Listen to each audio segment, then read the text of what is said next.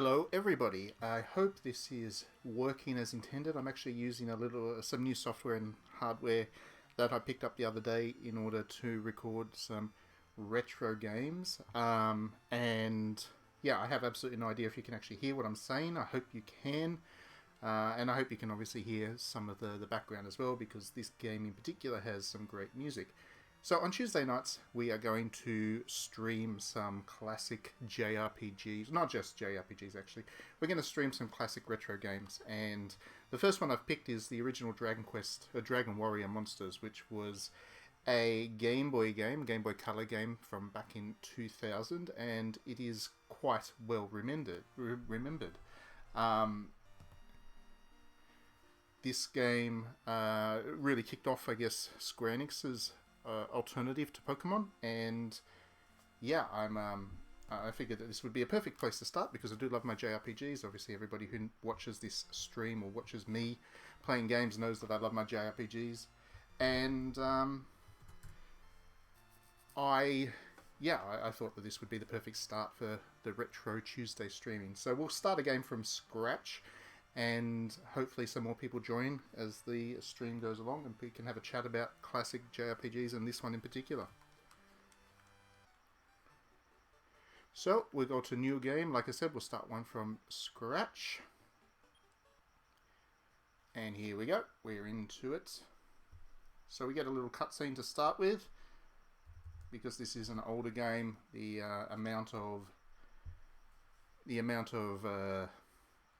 narrative is a little bit more limited. Let's put it that way.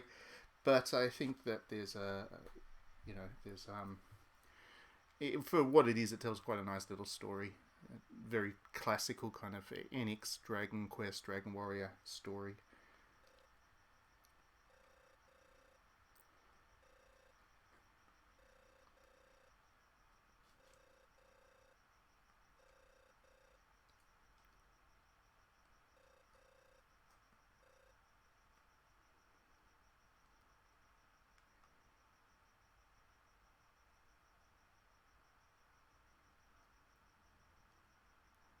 And so, as many JRPGs do start, especially back in those days, your character's asleep, they're in bed, they have a snooze, they wake up and their adventure starts. It's a very traditional way to start a game or a narrative in this genre. So here we go. Let's jump out and...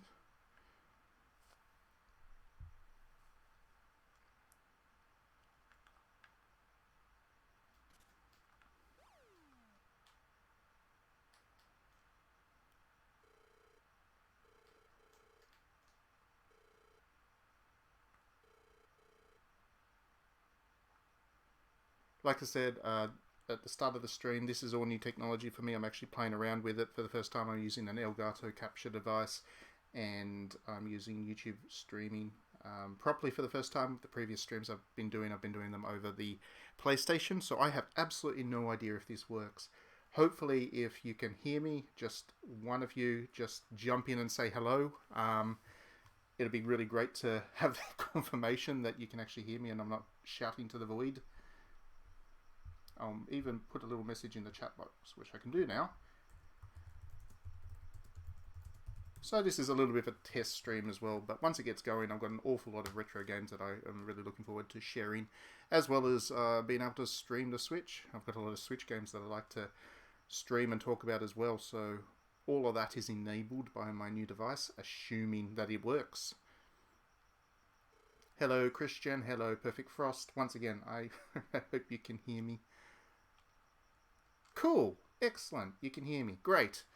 So we're just going through the very opening cutscene from the very first Dragon Quest Monsters. I don't know if any of you are old enough to remember this game and been around to play it when it was new, but this is a game I loved a great deal as a kid. Played it a lot on my Game Boy Color. And yeah, I still like to pick it up every so often when I get a chance nowadays. I thought it was a perfect one to start our Retro Tuesday streaming sessions with.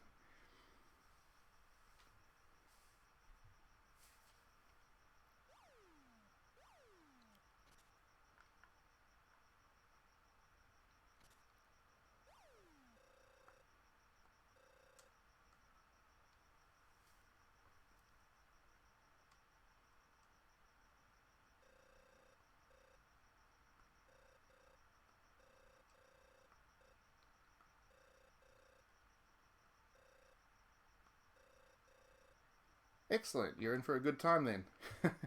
um, like I said just before people joined into the stream, this game, this really did start Square Enix's Pokemon rival is off, and if I'm being entirely honest, I actually prefer Dragon Quest monsters to Pokemon. I think it's mostly just because the critters are cuter. I'll take Slime over Pikachu anytime. But yeah, this game was really where it all started.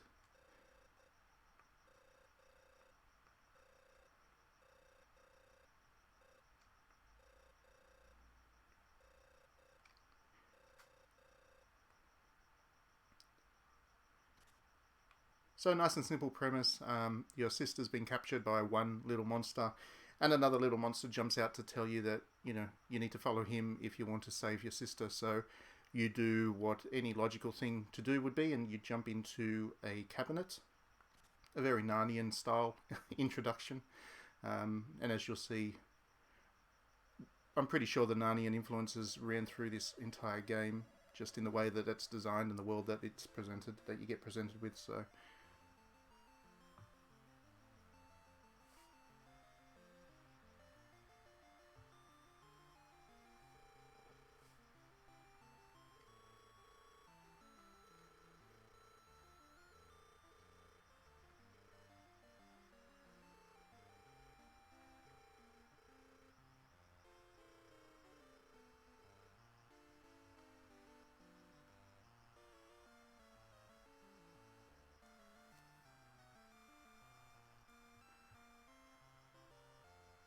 And so, as you can see, you end up being teleported into a giant tree. Um, giant trees also being a common theme to many JRPGs, Yggdrasil and other. I think I pronounced that right. I can never pronounce that one right. And other such great trees. It makes sense, I guess. You want to create that nature vibe, which a lot of JRPGs like to create that tension between nature and humanity. This game doesn't go too in depth with that theme, but it is there, I guess, by virtue of the main tree, this being your main base of operations for much of the rest of the game.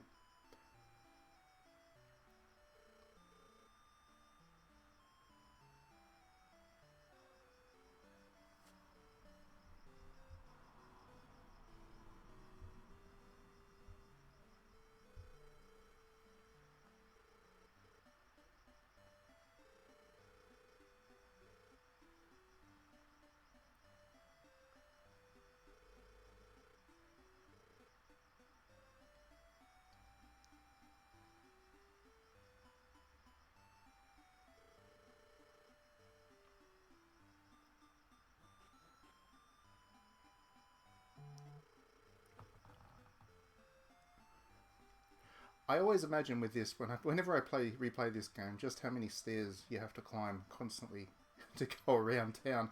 Living in a tree must be incredibly inconvenient. Obviously, they don't have lifts and escalators, so they have to walk up all those stairs every time they want to get to the top.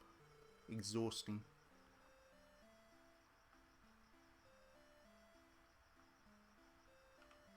Let's have a chat to this one.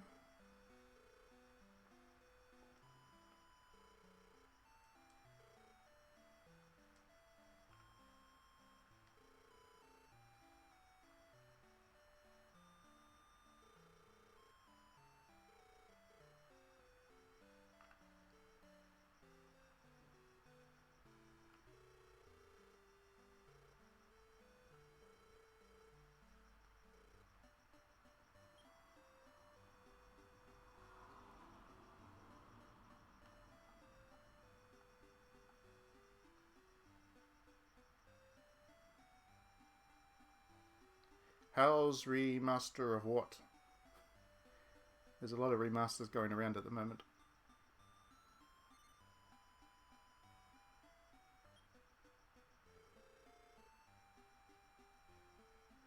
I imagine they would have to be carved out of the tree, but that's not really looking after the tree now, is it? So that's a little bit of a self-defeating bit of infrastructure they're building to get around, isn't it? If they were doing it things right, I guess it'd be rope ladders, and that would be even more uncomfortable to carry. Yes, some royal is always in trouble, especially Dragon Quest. I say I hope you've all played Dragon Quest XI by now, because it is really a great game as well. But one of the things I really liked about Dragon Quest XI is this is a series that is renowned for being super traditional in everything that it does, and not really changing from one iteration to the next, at least in terms of its structure and narrative. But Dragon Quest XI completely flipped things around, whereby the first king that you meet is not a king that desperately needs your help. He's actually out to get you. So that was a nice little bit of subversion.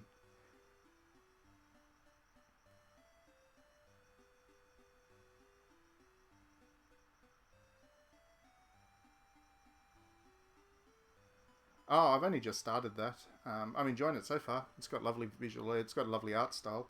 I would stream it, except I can't imagine streaming a visual novel would be particularly interesting, and everybody would be bored of it pretty quickly. You can just play it yourself. But it is very nice visually. It's very attractive.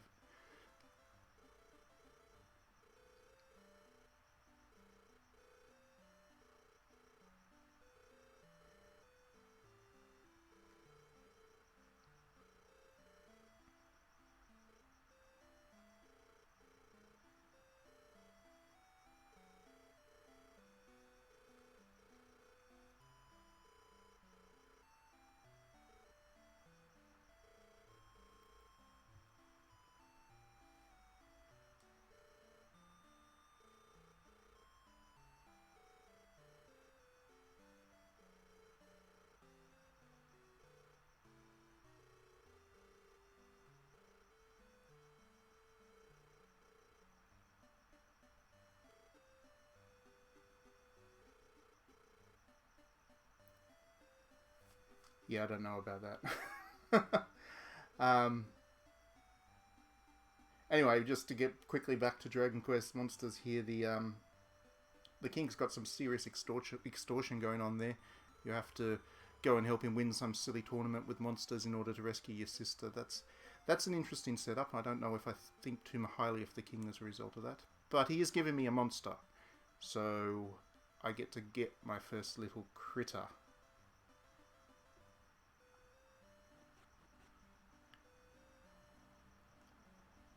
Oh, you're doing better than I am, Christian. I've only played 0 hours of Dragon Quest XI-S. I've only played it on the PS4. I really want to play it in 8-bit mode with the Switch at some stage. One day I'll find time, eventually, I hope. Hello, Muskind. And Terry's on his way to save the day. He's got to start modest, though. So he's about to get a slime. Did I come to steal monsters? Yes, I did.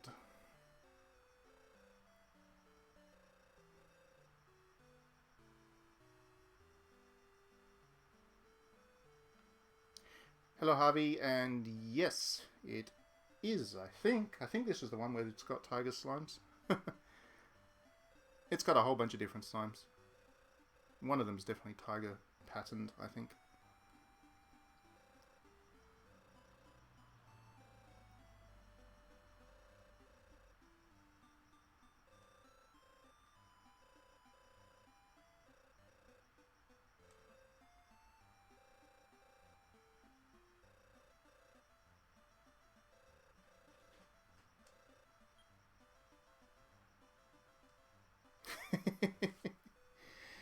Yes, especially when it comes to JRPGs. I play enough of them when I have to review them. Finding the time to play them for fun is an interesting effort. Okay.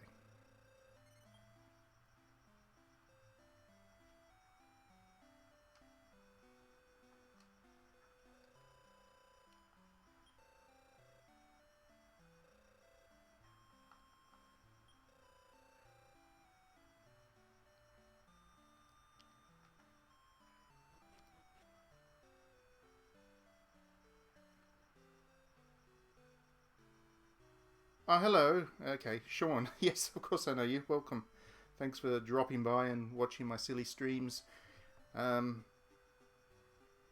yes, the combat in this game is slow, though I think you might find that if you were to play it again now, Harvard, you would have more patience now that you're a bit older and mature. Maybe you find it a little bit easier now. It's not so bad, actually. You will see combat soon enough.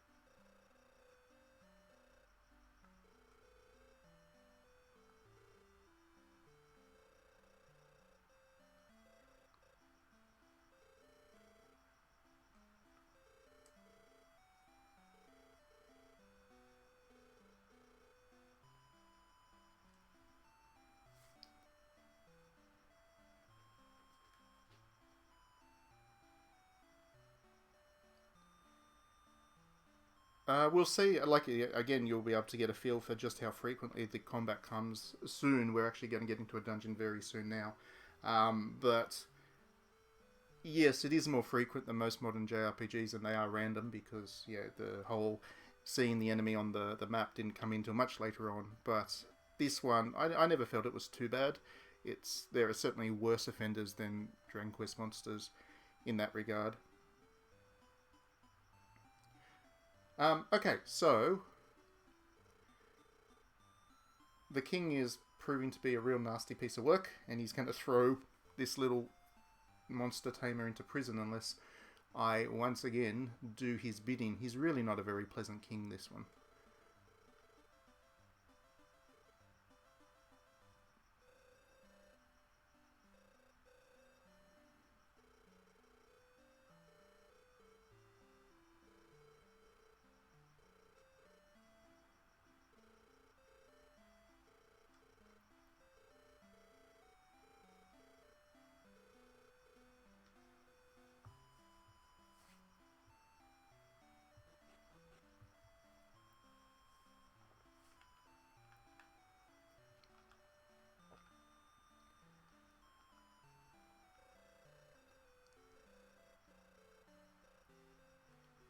I'm not entirely sure, just to talk outside the game for a moment, I'm not entirely sure if there is a delay on what I'm watching on my TV screen and what I'm watching on the stream. So if I say things that seem a bit weird, that's just me predicting the future, and you'll see me follow through that action soon after.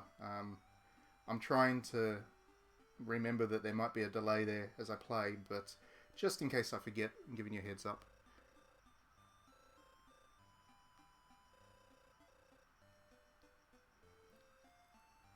It's funny you mentioned isometric RPG combat. I was so close to deciding that I was going to stream Baldur's Gate as um, my first retro stream because I grew up playing a lot of games with isometric combat and I'm pretty comfortable with it. But I certainly think that it's an approach that has aged, and I don't think many games can pull it off these days and still keep people interested. And you mentioned Divinity, that would be one that I think is more niche than it needed to be simply because of the retro approach they took to the perspective.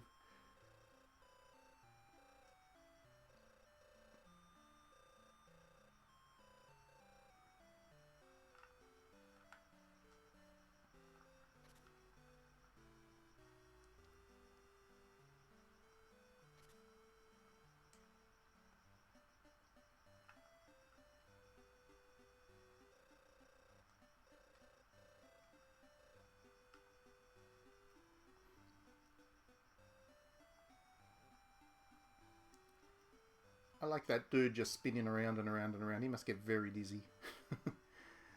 I don't know why he's spinning, but he's spinning and spinning and spinning. Must be his hobby.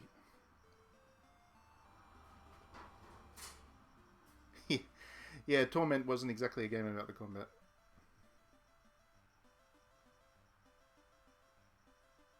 You've never played Baldur's Gate, Harvard? You absolutely must play Baldur's Gate.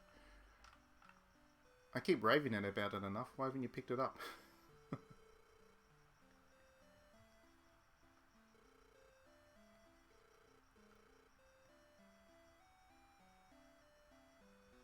They do look a bit like bee costumes. I think they're meant to be jesters, but they do look very much like bees.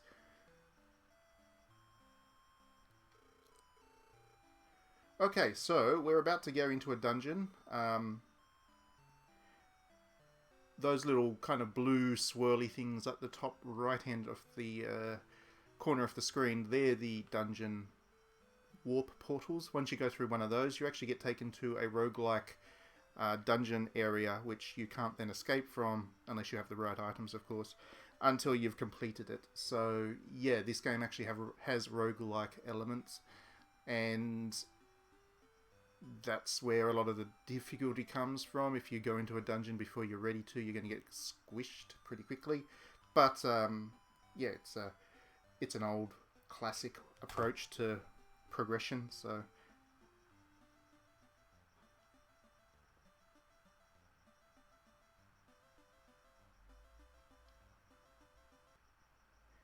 It's because it's in HD now, Harvard.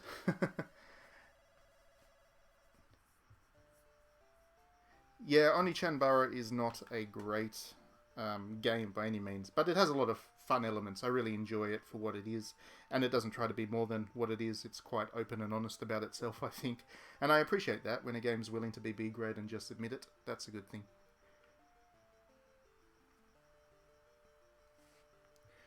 Okay, so once you go through those little warp portals, like I said, you get dropped into a roguelike area. Your goal is to reach the hole in the ground, which I'm already there, so technically I could just go to the next level of the dungeon straight away, but of course, throughout each level you want to explore completely because there's loot to find and enemies to fight, and you need to get the experience points in order to level up and make sure that you're able to deal with the bosses at the end and all of that traditional JRPG stuff. So we're going to go for an explore, see what we can find. All of this is randomly generated. And we're straight into our first battle. An anteater.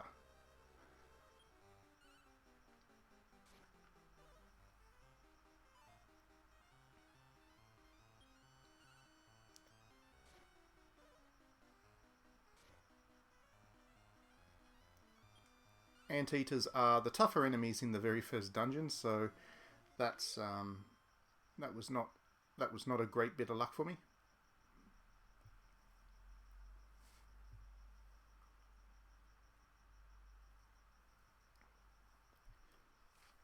Now, unlike Pokemon, you don't need to throw Pokeballs at the monsters to capture them.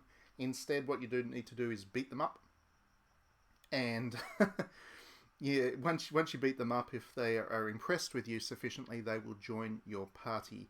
Now, you can do things to help improve your chances of them joining your party, but for now, I just have to hope for the best. And luckily enough, that happened. So Anteater has joined my party. He's obviously convinced that I'll be able to find him some new ants, and I'm now at 2. You can have a maximum of 3 little monsters in your party at a time. What am I going to call him? What will I call him? Let's go with an absolutely lame name. I'm doing it. Anti.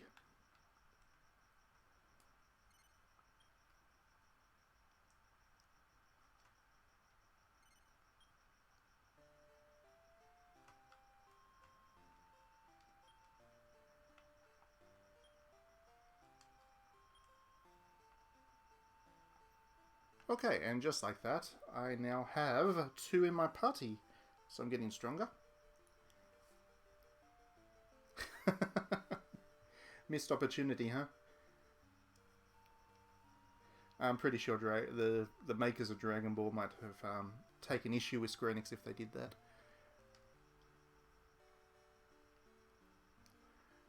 Once you've got more than a couple of monsters in your party, the rest of them go back to a monster farm where they wait for you. If you want to add them to your party, you can do so later.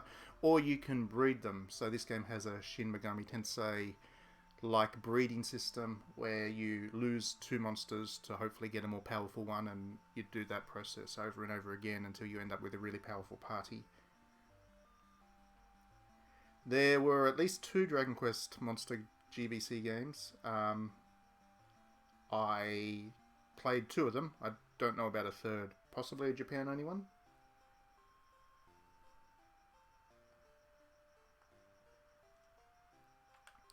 Okay. Got to go on with my quest.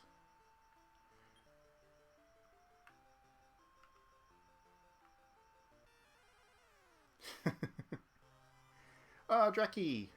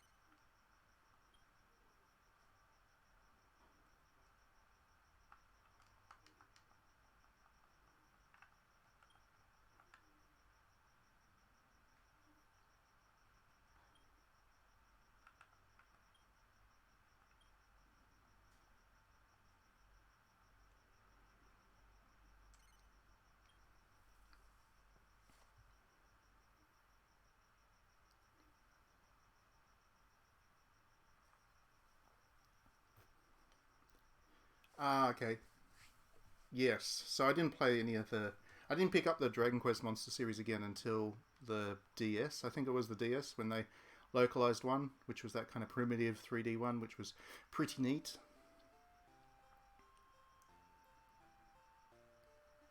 There you go, Joker. That's the one I liked. I liked the Joker.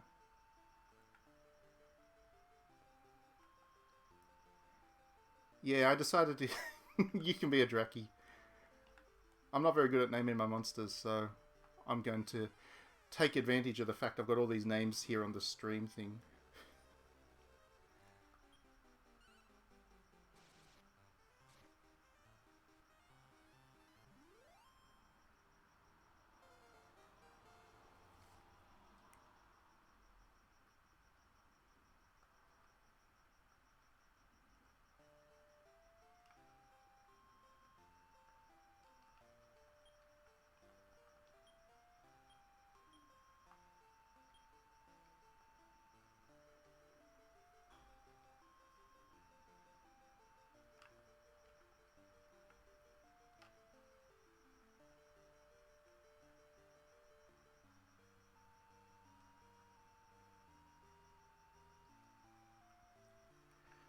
Yes, they do the same thing here, Harvard.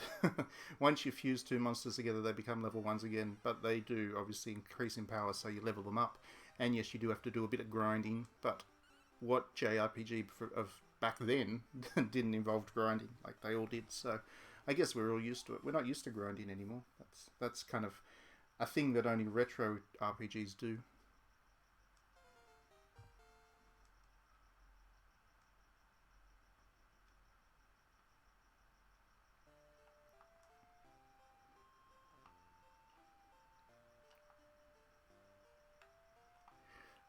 So for all of that, I managed to level up all my characters, which was good.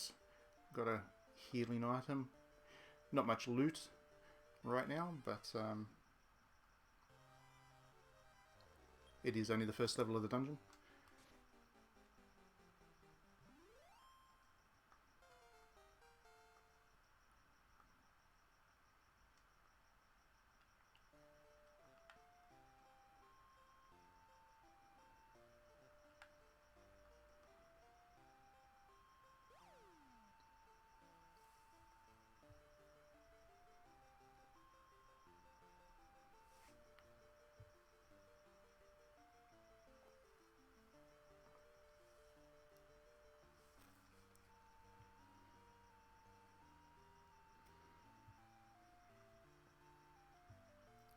I mean, I'm that not interested in The Last of Us that even though I don't care about being spoiled, I haven't gone to look for the spoilers.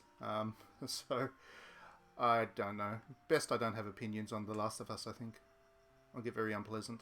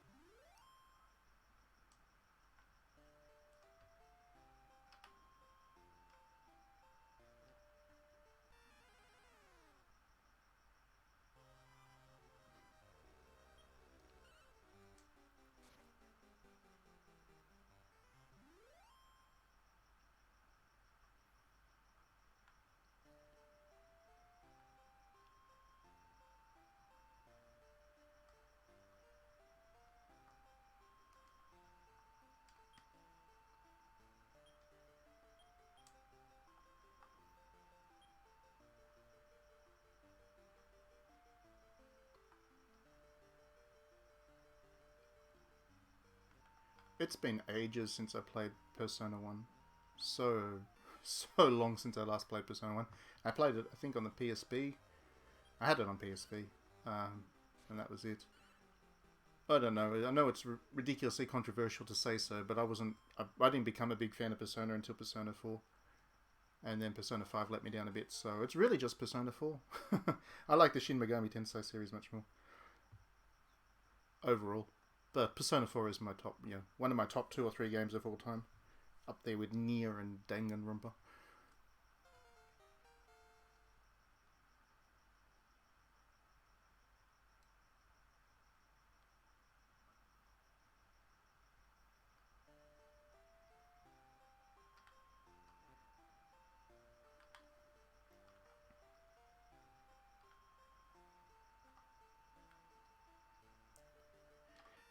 You know, the Breath of Fire I always liked the most, and I can't remember which one it was in the numbered series, but it was unbelievably unpopular with everybody else, which is the story of my life, really. But I really like the one that was on the kind of the time loop.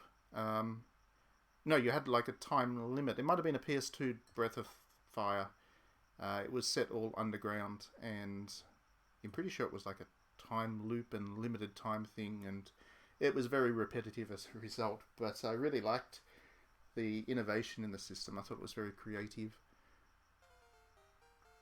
Probably spelt the end of the Breath of Fire series, though. We haven't seen much of that for quite a while.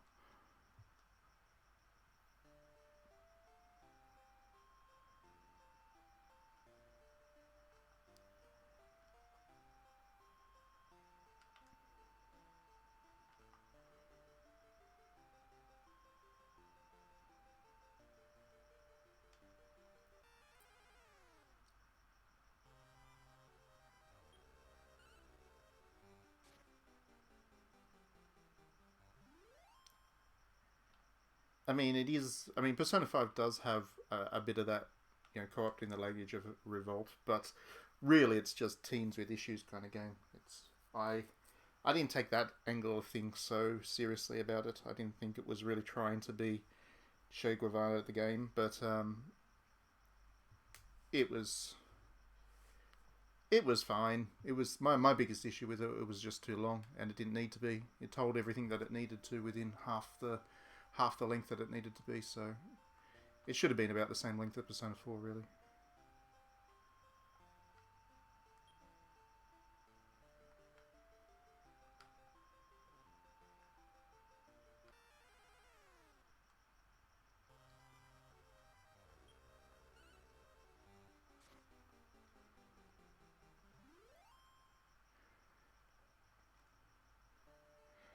Okay, so if you've been following along with all the crazy stuff I've been doing in terms of the random battling, if you pull up the little map, which I've done there, you can see that I'm 2 or 4 levels of dungeon in. This is the first dungeon, so it's not too many.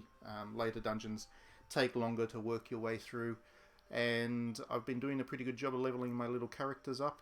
Harv is level 4 already, Draki's level up quick, and my other 2 are level 3s, so yeah, I'm doing pretty good. Cruising along.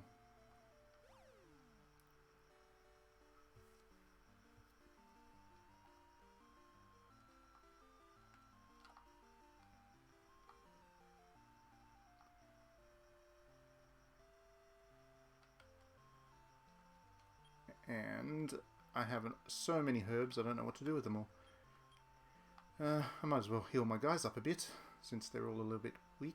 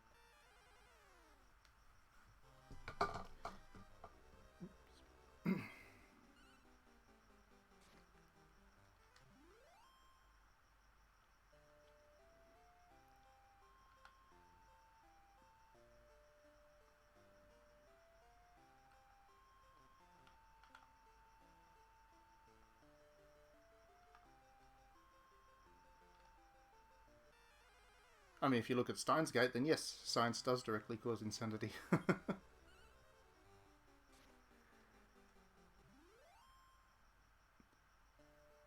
Okay, so making good progress.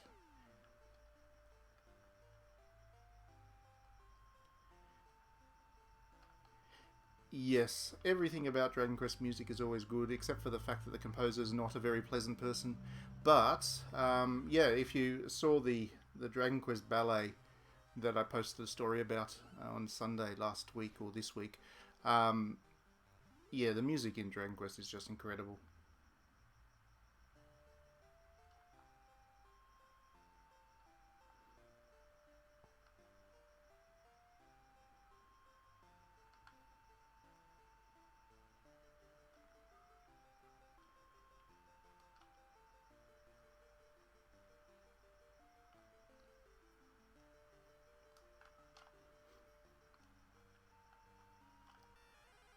Yes, I'm a bit like you, Frost.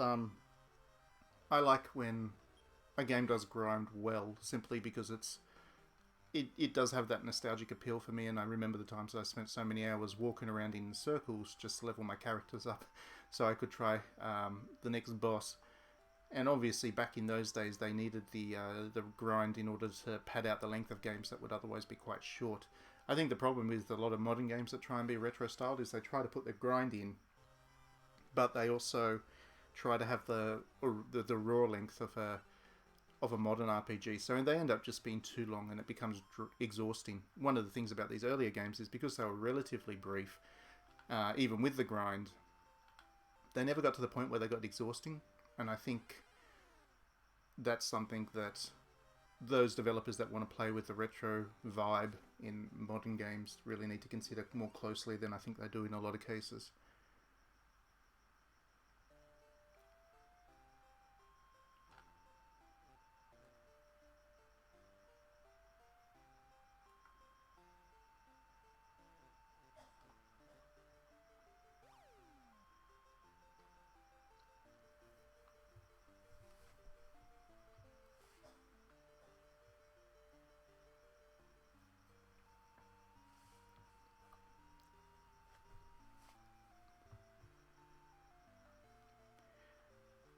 You should play Caligula Effect. um, I can't say for 100% sure, but I'm 99.99% sure that the director of that one is the polar opposite of ultranationalist, and he's very much playing in pop culture with his game. It's not the most pop game, but yeah, it's interesting.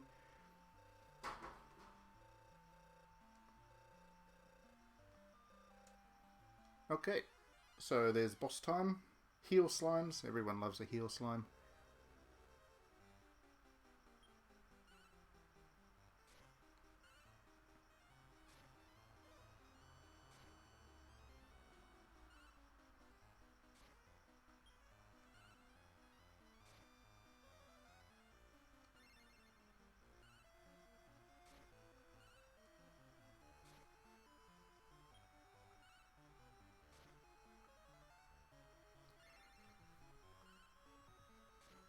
This battle ends up being more annoying than it needs to be because the heal slime keeps healing himself. So, yeah, he's not going to knock my party out, but he's also going to make me fight forever to defeat him. Eventually, he will run out of MP though, and then I'll be able to defeat him, and then it's game over for him.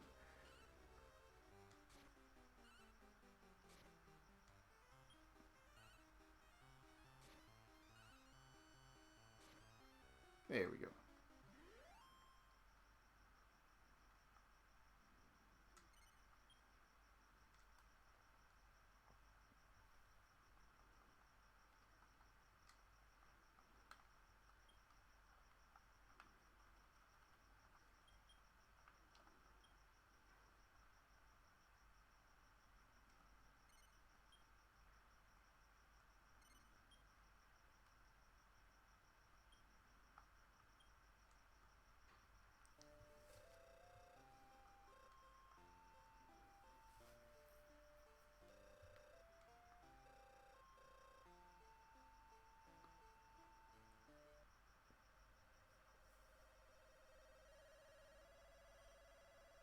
I don't know if I've ever thought about that. I mean, do you...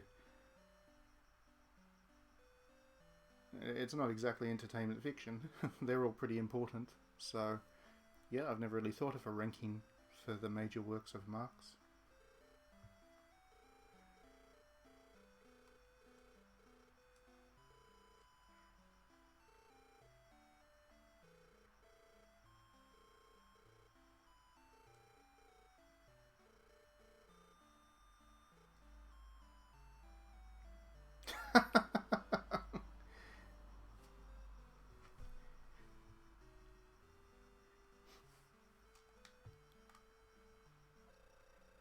But Heal Slime is by far the most important character you have at the start of the game because he can do the healing thing. So that's a place of honor I've given you by giving him your name.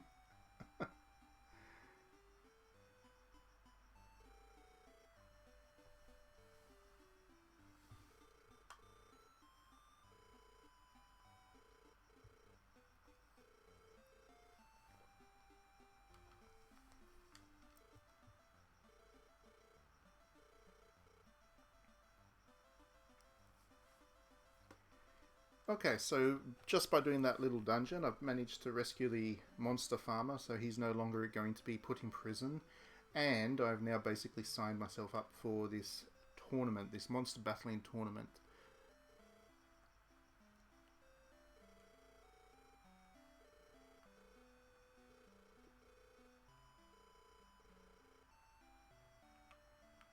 But first I need to head down to the arena and to prove that I'm of power enough to be in the tournament in the first place. So that's the next step in my career.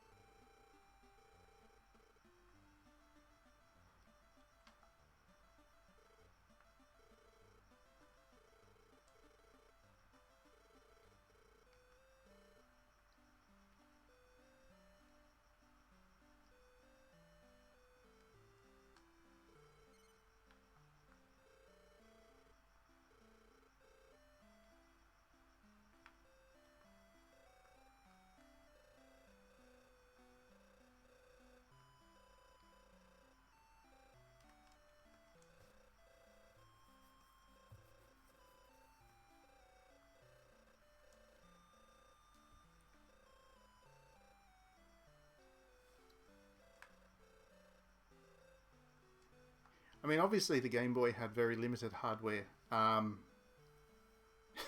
Does just going downstairs hurt you? I don't know. When you get old enough, I've tried to go downstairs on a stress fracture on my foot, and it was certainly painful enough. So maybe that's what he's got. He's got a stress fracture on his foot.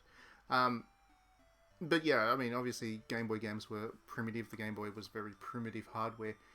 But one thing I do love about this game, and the other, I guess, good Game Boy games, Game Boy Color games, is the aesthetic that they've used, because they've done a lot with very limited hardware to make it nice and bold and colourful and capture all the essence of the Dragon Quest series. So, yeah. It's just proof you don't need to have a PlayStation 5 to have good looking games. You do to have 3D good looking games, but the aesthetics are always more important, if you ask me, than technical hardware, and this game is kind of proof of that. Anyway, now I'm going to go to the arena, and I am going to fight the battle that I need to do to prove that I can enter the tournament. Or the first battle, anyway.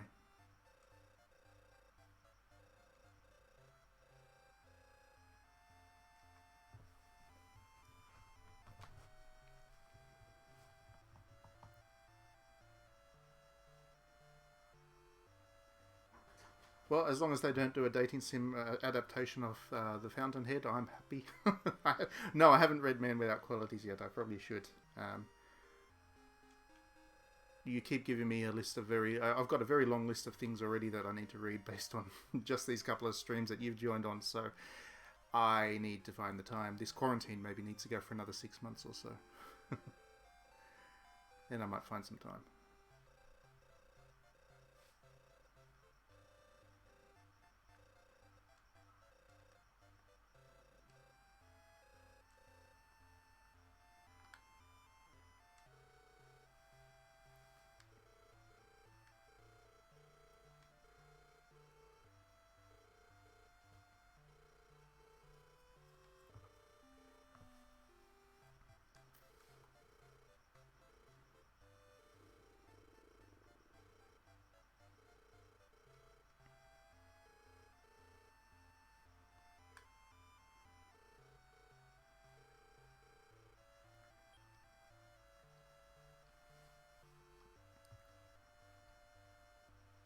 So after all of that, I am now going to sign up for the first class. As the little receptionist said, I need to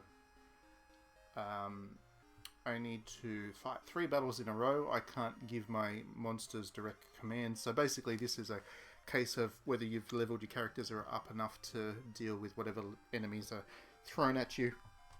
At G class, I should be ready for it. That should be fine.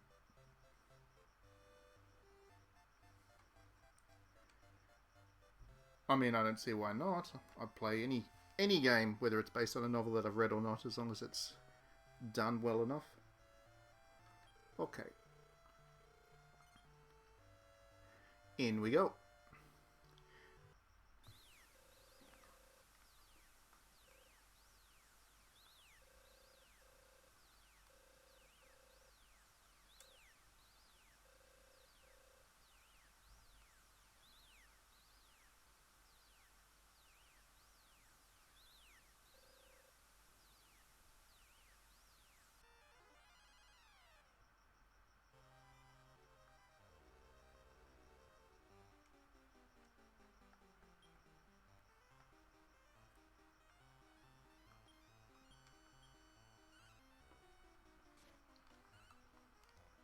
No, I'm pretty sure I'll lose D class right now.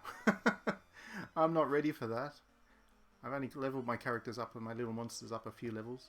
I'll be beaten. It'll be painful.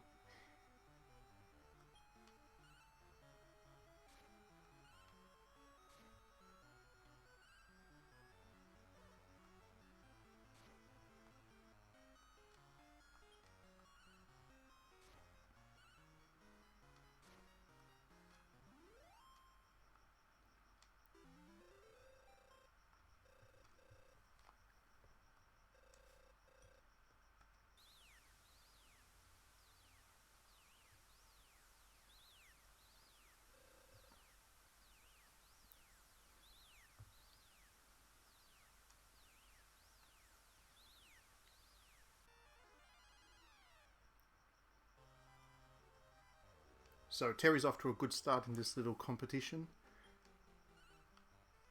It's all thanks to Harv and Wood.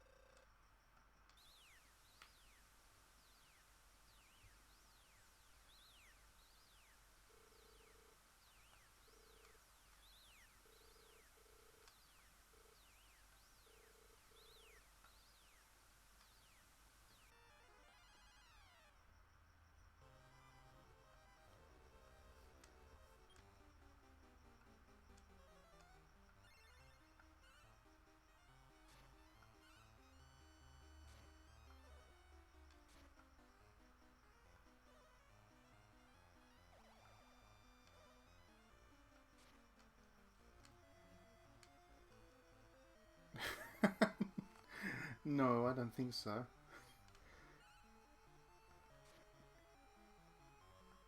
These days they might be a little bit more careful about the design.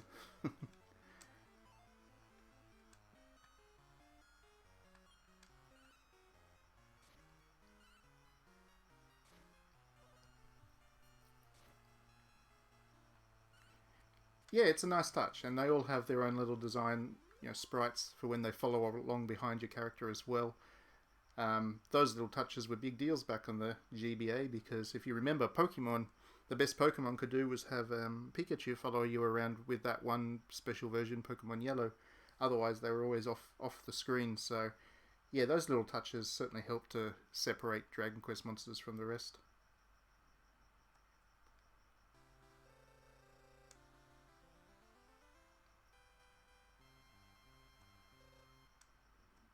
And just like that, I'm a winner. I am the master of G class.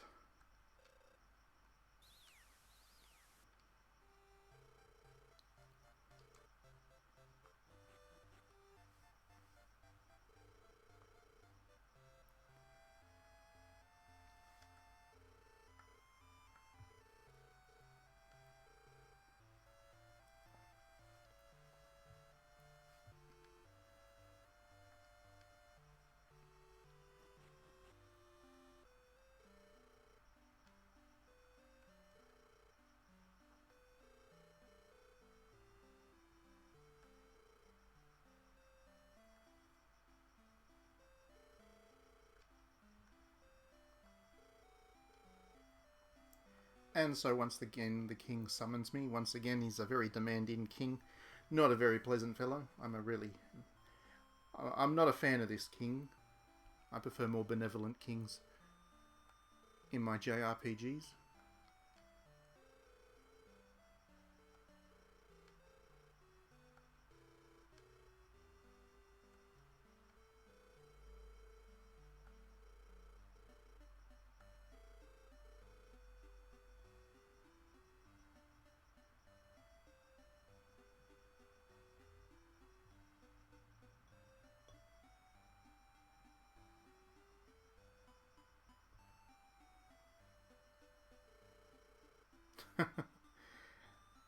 That sounds like something I would expect from that developer, so I look forward to reading that chapter.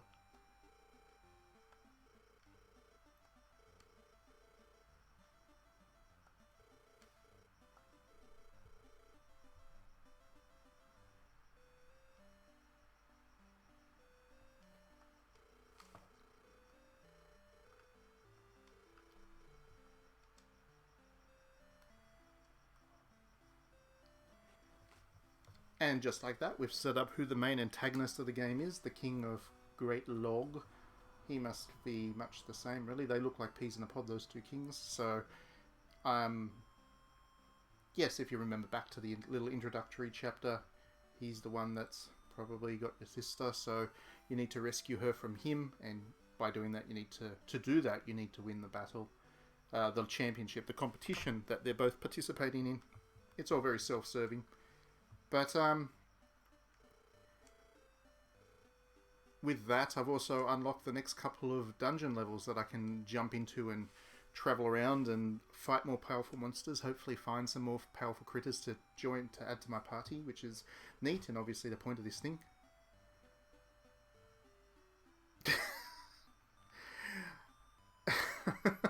I don't have anything I can say to that, Christian. Yes, most kings in history probably weren't very good. Yes, that is indeed the truth, and well done to Enix for recognizing that through their game. It's just weird because most of the kings, at least until Dragon Quest XI, most of the kings were pretty good people.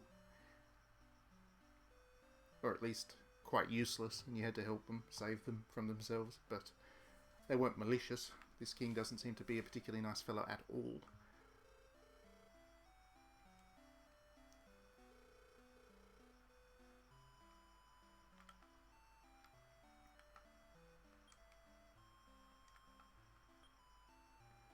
Okay, so